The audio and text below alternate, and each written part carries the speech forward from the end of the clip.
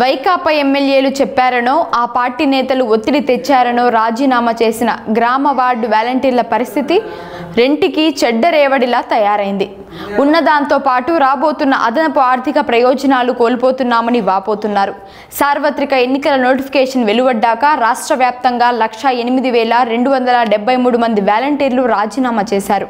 వీరిలో అత్యధికంగా అనంతపురం జిల్లాలో 6,398, పార్వతీపురం మన్యం జిల్లాలో అత్యల్పంగా 515 మంది ఉన్నారు. ఎన్నికల్లో తమ పార్టీ తరఫున ప్రచారం చేయాలన్న అధికార పార్టీ ఎమ్మెల్యేలు నేతల ఒత్తిళ్లతో వీరు వాలంటీర్ ఉద్యోగాలను వదులుకున్నారు. వీరిలో చాలా మంది ప్రచారంలో వైకాపా అభ్యర్థులకు అండగా నిలబడ్డారు.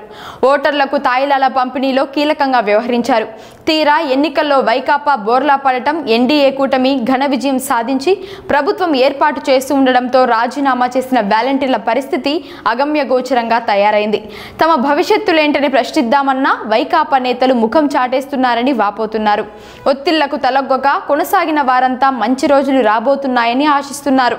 వాలంటీర్ల పారితోషికం రెట్టింపు చేస్తామన్న చంద్రబాబు హామీ వారిని ఊరిస్తోంది.